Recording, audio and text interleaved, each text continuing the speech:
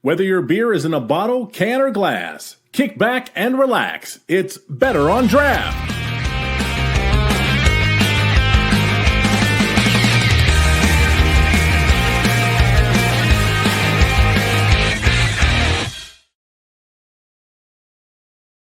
Hello and welcome to Better on Draft. My name is Rob. I am one of your hosts here.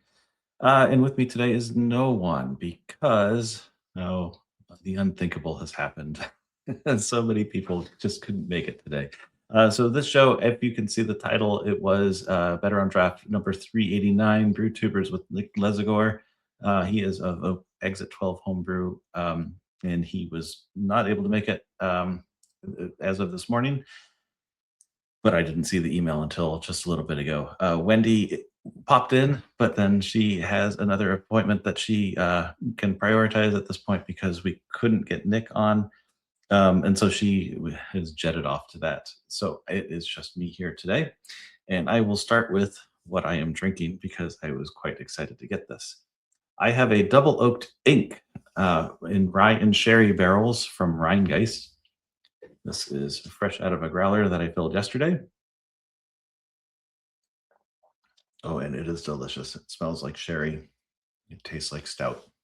So good. Books and Brews recently had a Rheingeist tap takeover. Books and Brews, you may know from episode 370 when we had Nick on from Books and Brews. And he talked about loving stouts and loading up his tap with stouts. But we had a Rheingeist tap takeover there recently, and there has been some delicious beers at very good prices. So if you want to check it out, you better hurry because there are more tap takeovers coming, and that means those taps are going to get cleared out. Some other show notes. On May 22nd, we will have Chris Lane from Renegade Brewing. They were the ones you may have heard or remember my story of when I was in Denver and I wanted to get to 3 breweries. Renegade was the second brewery I got to, and I just stayed there because it was so much fun. And they had so much good beer on tap, including Hill Farmstead. But we will have Chris Lane on. He is, I believe, the brewery manager. He was certainly working behind the bar when I was there and was fun to talk to, even though he was getting very busy. So I ended up talking to other people instead. And in June, Wendy is going on a cruise. She will be visiting our friend Adrian of Punta Sur. That was episode 367. And she is going to try the lionfish pizza, I hope.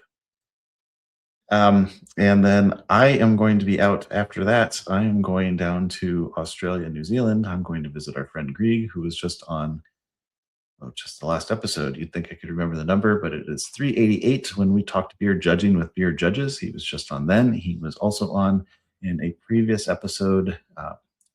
The number I did not look up, but that was with Brewocracy, his brewery. So I am looking forward to that, not just going to Australia, but also seeing my friend Greg and hanging out and actually getting to meet his brewery because I have certainly spent a lot of time with Greg. I have not spent time in his brewery yet. Another small thing that I wanted to plug because I'm planning to be there. I will probably have a microphone. It may be part of our June content. We're going to try to get some pre-recorded stuff so that we have something to provide to y'all as entertainment in that wonderful month of June while Wendy and I are out gallivanting and having a great time out in the world. On June 29th, everybody's welcome to come, of course. Books and Brews, again, that's episode 370 with Nick from Books and Brews. They are having a tap takeover from Schlafly, and we had Jared from Schlafly on in episode 382, not that long ago. And I would like to think, and maybe possibly it did happen, that I had something to do with them landing that Schlafly tap takeover at Books and Brews. Either way, I plan to be there on the 29th. So if you are in town and want to come, have some Schlafly, maybe say hi, possibly get recorded to get your opinion on the beers you're having or the fun that you're having, or just if you're going to sing a song, whatever. We'll see what we can do there. There's a couple other things coming up that I'm not going to promise that any of us are going to be at, but I want to point out because they are the things that I typically look forward to. Um, and these are a couple of beer fests that I just want to shine light on.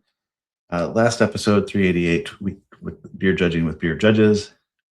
Bill and Michelle told us about the Michigan Homebrew Festival. Perhaps many of you out there already know about this, but that is on August 20th. So I encourage people to go there if they are able to. That I think is near and dear. If you were here trying to listen to the brew tubers and understand how an online homebrew group works, I think that this sort of festival would be near and dear.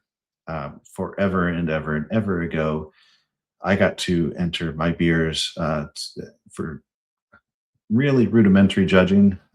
They were just making sure that I knew what I was doing before they passed me along and let me serve my beers in a festival in a town nearby called that was Whitestown, I believe. That it was. I'm pretty sure it was Whitestown, which is actually home to Moontown, one of my favorite breweries in the area.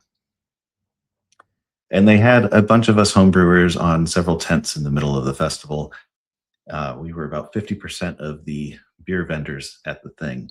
They had local professional breweries on the outside. I am sure that is because if you've ever had homebrew, you know that not every batch always turns out. And so I'm sure that some of the professional ones were there to provide some variety and sanity because also at homebrew festivals, the homebrewers tend to kind of pull out the stops and really put that weird shit in their beer. Mine, however, were not. I had a porter and if I remember correctly, a saison. Those are my two favorite beers to brew at home anyway. And that's what I served. I was flattered. Oh, I'm sorry. No, it was a Dunkel Wilson is what I had, a Dunkelweizen.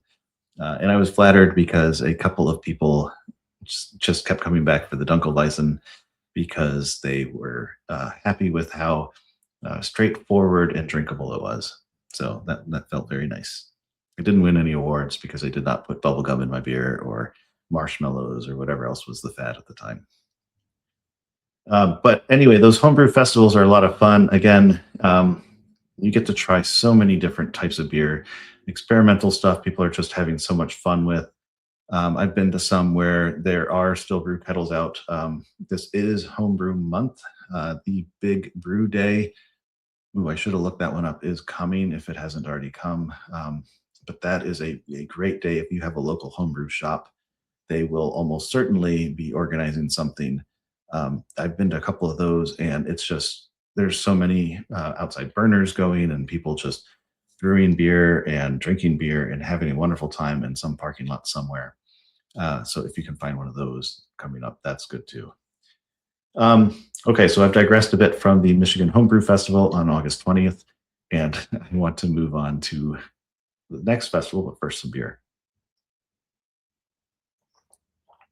Here in dear and closer to my home would be the Indianapolis Beer Fest that's coming up. The Summerfest is July 18th. That is at Victory Field. That is where the local baseball team plays. So it's a baseball stadium. I went, I think it was last year, and it rained cats and dogs. It was so rainy. So they had to move it, well, kind of inside. You know, it's a baseball stadium, so there's not really an inside. They just moved it underneath the upper deck, which meant all of the breweries were all crammed into a much smaller space than what they had planned. Otherwise, they all fit. It was great. It made it super festive and intimate because everybody was under shelter, and the breweries were just right there. Easy stumble from one to the next. Loads of fun. I would be very interested in visiting this one if it does manage to be nice weather and stays outside. They had a lot of big plans that I was excited to see, where they had these breweries all set up out in the outfields, by which I mean the batter's eye area, in those sections behind the walls where some places people can sit, some people, the batter's eye you can't sit in, but around that area is where at any minor league ballpark I've been to anyway, That's where there's a bunch of vendors and parties, and it's where the kids all hang out because they aren't into the baseball. So there's just lots of fun up there. But they had quite a few events planned in that area. So I would like to see that happen. I don't know if I'm going to be able to make it to Summerfest. My July is weird because I can't see past the Australia trip at this time for planning those sorts of things. But, that's coming up. In other show news, that was actually all the show news earlier too. So I'm going to go ahead and start wrapping this thing up. But once again, we this time it wasn't because of electricity. This was just a scheduling thing. Something came up. It happens to all of us. In fact, sometimes it is due to a lack of electricity that something comes up. So we will get Nick rescheduled. He has already reached out to try to get this rescheduled. So that show will eventually happen. It is not cursed. It will happen. Meanwhile, again, we have Chris Lane on May 22nd. We have me doing an offline thing. I will be recording at Books and Brews in Brownsburg on May 29th. That is on Green Street. There are 2 Books and Brews in Indianapolis. This is the one in Brownsburg. And then we will try to have some other pre-recorded stuff that we are airing in June and are setting up shows in July already. So I think that is it. I am going to have another sip of this very delicious ink from Rheingeist. And then I'm going to go ahead and sign off the show. So apologies for it being so short. It just happens sometimes. And I will sign off the way that we always sign off and say, whatever you think of your beer, it's better on draft.